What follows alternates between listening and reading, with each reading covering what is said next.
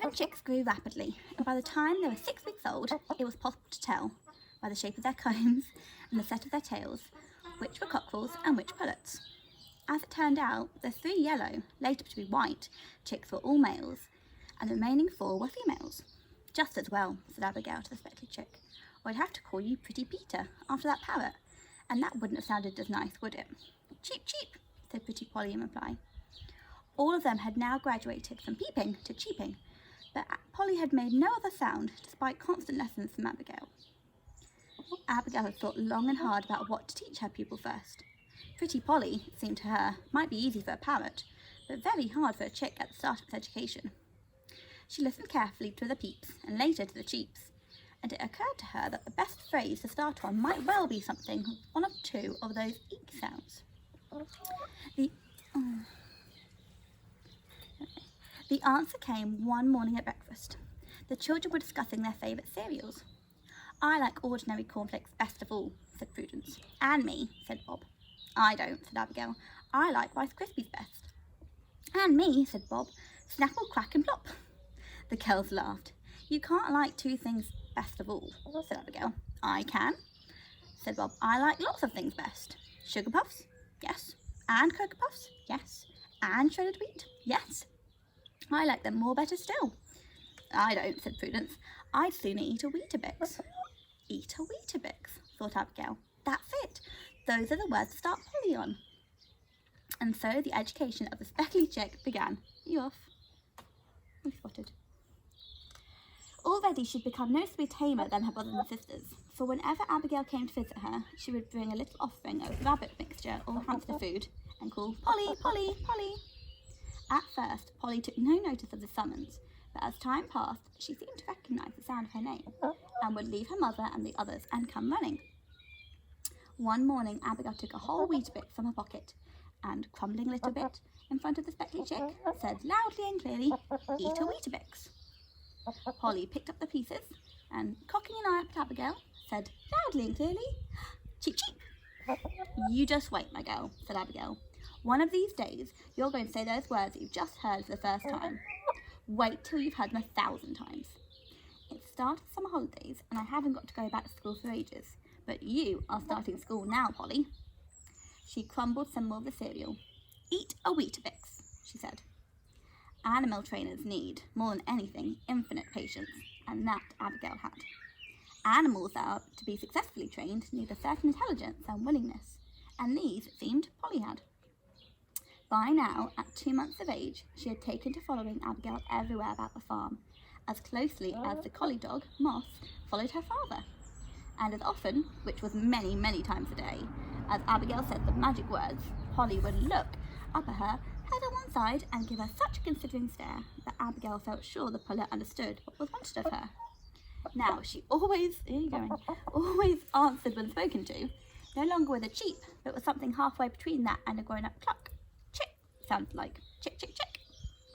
Abigail was worried about this development. She's not peeping or cheeping anymore, she said to herself, so maybe I should stop saying eat a Weetabix and try something else. But no, she thought, I'm blowed if I'll give up, not with all the work I put into it. So busy she had been with Polly that she had arranged for her other pets to be looked after to leave her free for chick training. There was no problem with Moss, who she liked to think was hers, since he dogged her father's heels everywhere anyway. As for her rabbit, Benjamin, Prudence was only too happy to take him on, and Bob, with a little help from their mother, was in charge of Fatso the hamster. With a good picture of Fatso there. Bob was fascinated by the way Fatso stuffed his cheek pouches full of food until he looked as though he had a bad case of mumps, and he would try to copy the hamster. Once he tried it with a strawberry instant whip and filled his face so full that he did a nose trick. But the trick that Abigail wanted Polly to do seemed no nearer to happening. Patiently, Abigail continued to repeat the same command, and obediently Polly ate its cereal, but all she said was, chick, chick, chick. Gradually, however, this noise began to be joined by others. Abigail, who of course listened with keen attention to every sound that the speckly chick made, noticed that, unlike the rest of the brood, who still continued with chick, chick, chicking, Polly seemed now to have mastered all the other vowel sounds too. Chick might be the principal word, but Polly was also saying chuck, an angry sound this, when another might try to steal a tidbit, and check when investigating something to see if it was edible, and chock when very full, and chuck, which seemed to be in order to Abigail to throw down her some more food. There was no doubt about it, Polly was developing a larger vocabulary than her brothers and sisters. Then, one September morning, there came a moment which Abigail would never forget. It was the last day of the summer holidays during which she had so desperately hoped that Polly might learn the often repeated lesson. Tomorrow school would start. Not that Abigail particularly minded this. She liked school, and so did Prudence. And as for Bob, he was longing for the time, 2 years ahead, when he would be old enough to go and sing songs and eat a lovely packed lunch and play football, which is what he thought school was all about. No, what worried Abigail was now that Polly's lesson times would be cut down, for her teacher would be away most of the day and then there was homework in the evenings. Abigail sat on a straw bale in the Dutch barn that morning, looking at Polly, who stood expectantly before her, head cocked, eyes fixed on the bit of cereal in Abigail's hand. Polly might not always have lived up to her full name, when she was changing her baby down for feathers, for instance. She, like the others, looked a proper mess. But now, at nearly 4 months of age, she had grown into a beautiful pullet with her black and silvery barred plumage and her bright red comb and wattles. You haven't got a comb. As usual, she gave an order. Chuck, she said. For some reason, Abigail did not obey. She sat there in kind of a dream, staring at her bird and thinking sadly that after all her efforts, only chicken noises emerged from that beak. Chuck, said Polly again. And when Abigail still made no move, the pullet fluttered up onto her knee.